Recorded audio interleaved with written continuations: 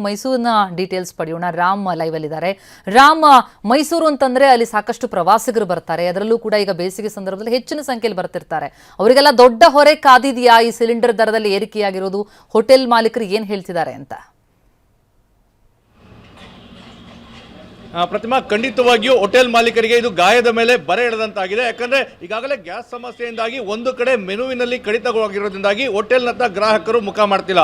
ನಾನೀಗ ಮೈಸೂರಿನ ಬ್ರಾಹ್ಮಿಣ್ ಕೆಫೆಯಲ್ಲಿದ್ದೇನೆ. ನೀವು ನೋಡ್ತಾ ಇರ್ಬೋದು, ಬೆಳಗಿನ ಹೊತ್ತು ತುಂಬ ತುಳುಕ್ತಾ ಇದ್ದಂತಹ ಹೋಟೆಲ್ ಈಗ ಬೆರಳೆಣಿಕೆ ಗ್ರಾಹಕರಷ್ಟನ್ನೇ ಹೊಂದಿದೆ. ಯಾಕಂದ್ರೆ ಇಲ್ಲಿ ವೆರೈಟಿ ಆದಂತಹ ಫುಡ್ಗಳು ಸಿಗ್ತಿಲ್ಲ. ಹೀಗಾಗಿ ಗ್ರಾಹಕರು ಹೋಟೆಲ್ನತ್ತ ಸುಳಿತಾ ಇಲ್ಲ. ಮತ್ತೊಂದಿಗೆ ಈಗ ಬೆಲೆ ಏರಿಕೆ ಬಿಸಿ 10 ಅಲ್ಲ 20 ಅಲ್ಲ 50 ಅಲ್ಲ 991 ರೂಪಾಯಿಯನ್ನ ಏರಿಕೆ ಮಾಡಿರುವಂಥದ್ದು ಖಂಡಿತವಾಗಿಯೂ ಹೋಟೆಲ್ ಮಾಲೀಕರಿಗೆ ಒಂದು ರೀತಿಯಾದಂತಹ ಬರೆ ಆಗ್ತದೆ.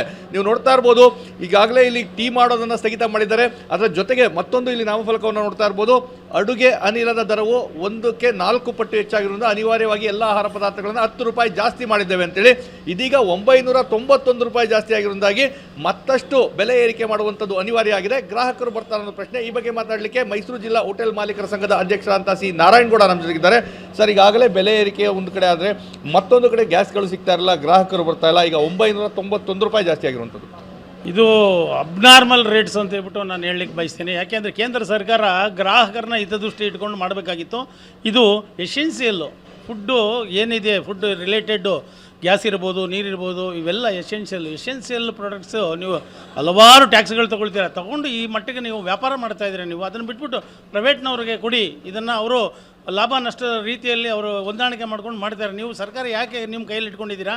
ಇದು ತುಂಬಾ ಎಲ್ಲ ಥರ ಗ್ಯಾಸು, ಪೆಟ್ರೋಲು, ಡೀಸೆಲ್ ಜಾಸ್ತಿ ಆದರೆ ಎಲ್ಲ ಥರ ಪದಾರ್ಥಗಳು ಕೂಡ ಹೋಟ್ಲ್ ಒಂದೇ ಅಲ್ಲ, ಎಲ್ಲ ಉದ್ಯಮದಲ್ಲೂ ಗ್ರಾಹಕರಿಗೆ ಎಟಕದಿರೋಂಥ ರೇಟುಗಳಾಗುತ್ತೆ. ಇನ್ನು ಮುಂದಿನ ದಿನಗಳಲ್ಲಿ ಹೇಳಿಕೆ ನಾನು ಬಯಸ್ತೀನಿ. ಈಗಾಗಲೇ ಹೋಟ್ಲವ್ರು ಎಲ್ಲ ಕೈ ಕಟ್ಕೊಂಡು ಕೂರ್ತಿದ್ದಾರೆ. ನಾವು ಹೋಟ್ಲ್ ನಡೆಸಬೇಕಾ ಬೇಡ ಅಂತ ಹಲವಾರು ಹೋಟ್ಲ್ಗಳಲ್ಲಿ ದೋಸೆ ನಿಲ್ಲಿಸಿದ್ದಾರೆ. ಇವತ್ತು ನೋಡಿದ್ರೆ ಏಕಾಏಕಿ ಒಂದೂವರೆ ತಿಂಗಳಿಂದ 1,500 ರೂಪಾಯಿ ಜಾಸ್ತಿ ಆಗಿದೆ. ಇದು ಇತಿಹಾಸದಲ್ಲೇ ಗ್ಯಾಸ್ ಇತಿಹಾಸದಲ್ಲೇ 10 ರೂಪಾಯಿ 20 ರೂಪಾಯಿ ಜಾಸ್ತಿ ಆಗಿತ್ತು, ಕಡಿಮೆ ಆಗ್ತಾಯಿತ್ತು. ಆದರೆ ಈ ಬಾರಿ 991 ರೂಪಾಯಿ ಜಾಸ್ತಿ ಮಾಡೋದ್ರಿಂದ ಗ್ರಾಹಕರಿಗೆ, ಹೋಟ್ಲ್ ಮಾಲೀಕರಿಗಿಂತ ಗ್ರಾಹಕರಿಗೆ ಭಾಳ ಬರೆ ಎಳೆದಂಗಾಗಿದೆ. ಸರ್ಕಾರ ಈ ನಿಟ್ಟಿನಲ್ಲಿ, ಕೇಂದ್ರ ಸರ್ಕಾರ ಭಾಳ ತಪ್ಪೆಜ್ಜೆ ಇಟ್ಟಿದೆ ಅಂತ ಹೇಳಲಿಕ್ಕೆ ನಾನು ಬಯಸ್ತೀನಿ. ಈಗ ಹೋಟೆಲ್ ಮಾಲೀಕರಾಗಿ ತಾವು ಈಗಾಗಲೇ 10 ರೂಪಾಯಿ ಜಾಸ್ತಿ ಮಾಡಿದ್ರಿ, ಬೆಲೆ ಏರಿಕೆ ಮಾಡ್ತೀರಾ ಅಥವಾ 991 ರೂಪಾಯಿನ ಯಾವ ರೀತಿ ತೊಗೊಳ್ತೀರಾ ಅಂತ? ಸರ್, ಖಂಡಿತ ಮಾಡಲೇಬೇಕಾಗುತ್ತೆ. ಯಾಕೆ ಅಂತಂತಂದರೆ ಮೊದಲೇ ನಾವು ಭಾಳ ಹೋಟೆಲ್ಗಳು, ಪ್ರತಿಯೊಂದು ಹೋಟ್ಲುಗಳು ಭಾಳ ಸಂಕಷ್ಟದಲ್ಲಿ ನಡೆಸ್ತಾ ಇದ್ದೀವಿ. ಕಳೆದ 1 ತಿಂಗಳಿಂದನೂ ಇವತ್ತು ಪ್ರಾಬ್ಲಮ್ ಸಾಲ್ವ್ ಆಗುತ್ತೆ, ನಾಳೆ ಪ್ರಾಬ್ಲಮ್ ಸಾಲ್ವ್ ಆಗ್ಬೋದು ಅಂತ ಕಾಯ್ತಾ ಇದ್ವಿ. ದೋಸೆ ನಾವು ನಿಲ್ಲಿಸೇ 1 ತಿಂಗಳು ಆಗೋಯ್ತು ಹೆಚ್ಚು ಕಮ್ಮಿ. ಯಾಕೆ ಅಂತಂದರೆ ದೋಸೆಗೆ ಕಂಟಿನ್ಯೂ ಇರಬೇಕು, ಲೋಡ್ ಇರಬೇಕು, ಇಲ್ಲ ಅಂತಂದರೆ ನಡೆಸೋದು ಕಷ್ಟ ಆಗುತ್ತೆ. ಈಗ ಇದ್ರ ಮೇಲೆ ಪುನಃ 1,000 ರೂಪಾಯಿ ಜಾಸ್ತಿ ಮಾಡಿರೋದು ಅಂತಂದರೆ ಪುನಃ ಕಾಫಿ ಇಲ್ಲ ತಿಂಡಿ ರೇಟ್ಗಳು ಎಲ್ಲವನ್ನೂ ಜಾಸ್ತಿ ಮಾಡಬೇಕಾಗತ್ತೆ. ಒಟ್ಟಿನಲ್ಲಿ ಇದು ಜನಗಳಿಗೆ ಹೊರೆ. ಗ್ರಾಹಕರು ಭಾಳ ತೊಂದರೆ ಆಗುತ್ತೆ. ಅವರು ರೆಸ್ಪಾನ್ಸ್ ಮಾಡೋದೇ ಪಾಪ ಏನು ಇಷ್ಟೊಂದು ಕೊಡಬೇಕೇನ್ರಿ ಅಂತಾರೆ. ಈಗಲೇ ಹೇಳ್ತಾ ಇದ್ರು, ಇನ್ನು ಮುಂದೆ ನಾವು ಜಾಸ್ತಿ ಮಾಡಬೇಕು, ಇಲ್ಲ ಮಾಡದೇ ಇದ್ದರೆ ನಮಗೆ ತೊಂದರೆ, ಲಾಸ್ ಆಗುತ್ತೆ. ಈ ಥರ ಪರಿಸ್ಥಿತಿಯಲ್ಲಿ ಹೋಟೆಲ್ ಮಾಲೀಕರಿದ್ದೀವಿ.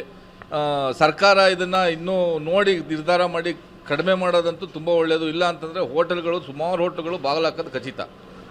ಪ್ರತಿಮಾ, ಇದು ಹೋಟೆಲ್ ಮಾಲೀಕರ ಮಾತು ಎಲ್ಲರ ಅಳಲು ಇದ್ದೇನೆ. ಯಾಕಂದರೆ ಈಗಾಗಲೇ ಗ್ರಾಹಕರಿಗೆ ದರ ಏರಿಕೆ ಬಿಸಿ ಇದೆ. ಈಗ ಮತ್ತೆ 991 ರೂಪಾಯಿ ಜಾಸ್ತಿ ಆಗಿರೋದಾಗಿ ಮತ್ತಷ್ಟು ಅನಿವಾರ್ಯವಾಗಿ ಜಾಸ್ತಿ ಮಾಡಬೇಕು.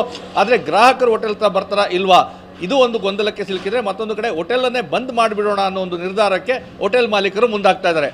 ಪ್ರತಿಮಾ, thank you Ram, thank you Kiran.